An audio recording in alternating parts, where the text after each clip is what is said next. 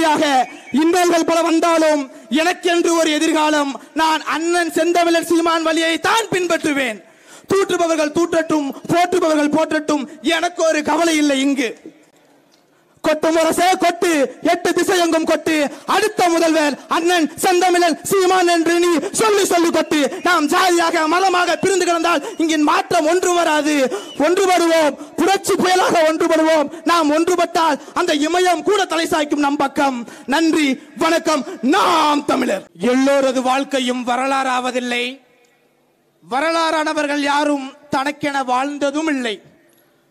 தனக்கென வாழ்பவர்கள் யாரையும் வரலாறு தன்னகத்தை ஏற்றுக்கொள்வதும் இல்லை. அப்பேற்பட்ட வரலாறு படைத்த என் தமிழ் தேசிய தலைவர், என் இனக்காவலன் மேதகு பிரபாகரனை வணங்கி, கோட்டருக்கும் கோழி பிரியாணிக்கும் 20 ரூபாய்க்கும் அடிமையாக இல்லாமல், பணத்துக்காக சேராமல் இனத்துக்காக சேர்ந்த நாம் தமிழர் தாய் தமிழ் உறவுகளே, அனைவருக்கும் புரட்சிகர வணக்கங்கள்.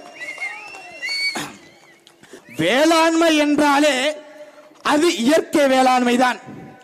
விதவிதமா பூச்சிக்கொல்லி மருந்து, பல வண்ணங்கள்ல உரங்கள். ராஜா, அழிவது பூச்சிகள் அல்ல, மனித இனங்கள் என்பதை நாம் மறந்துவிடக் கூடாது. இவர்கள் சொல்லுவார்கள், ஈடில்லா ஆட்சி அதற்கு 2 ஆண்டே சாட்சி என்பார்கள். தமிழக விவசாயிகளின் பாதுகாவலன் என்பார்கள், விவசாய முதல்வர் என்பார்கள்.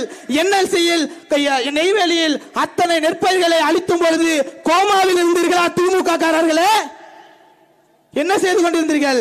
காவேரி பிரச்சனையில கர்நாடகாவில் உயிரோடு இருக்குபவருக்கு பாடை கட்டி ஒப்பாரி வைக்கிறார்கள். அப்பொழுது மௌனம் காத்த திமுக கேட்டால் ஈடில்லா ஆட்சி 2 ஆண்டே சாட்சி என்பார்கள். நம்மளை வன்முறைக்காரர்கள் என்பார்கள். உங்களுக்கும் சேர்த்துதான் நாங்கள் பேசுகிறோம் என்பதை மறந்து விடாதீர்கள். இப்போ ட்ரெண்டிங்ல போயிட்டு இருக்குது. என்னம்மா நீங்க தாப்பா முதல்வர் ஐயா, உங்களுக்கு தாங்கயா ஓட்டு போட்டோம், உங்களை நம்பிதான் சார் ஓட்டு போட்டோம். நீட் தேர்வு ரத்துன்னு சொன்னீங்களே, அனைத்து மகளிருக்கும் 1000 ரூபாய் தரேன்னு சொன்னீங்களே, என்ன செஞ்சீங்க? அந்த அம்மா ஒன்று பேசும், அதை அப்படியே டப்பிங் பண்ணிக்கலாம். இன்னைக்கு கொலவ சத்தம் கேட்கும், கண்டிப்பாக கேட்கும். இலங்கையில் ராஜபக்சேவுக்கு நடந்தது கோபாலபுரத்தில் கட்டாயமாக அண்ணன் சீமான் வந்தால் கண்டிப்பாக நடக்கும்.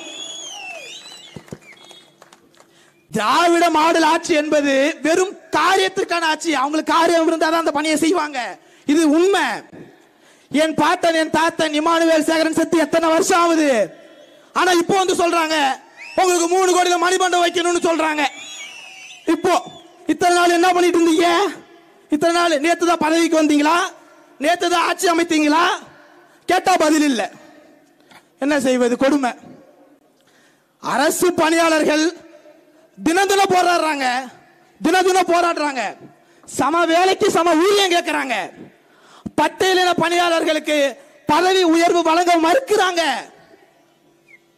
கிராம சபை கூட்டத்தில் நீங்கள் கேள்வி கேட்டால் நாங்கள் அப்படி தாண்டா அடிப்போம், இது தாண்டா திமுக, இது தாண்டா திராவிட மாடல் ஆட்சி, இது தாண்டா திமுக.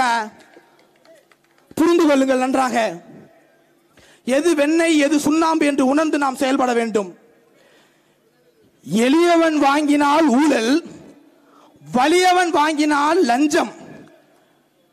எளியவனுக்கு சிறை, வலியவனுக்கு விசாரணை கமிஷன்.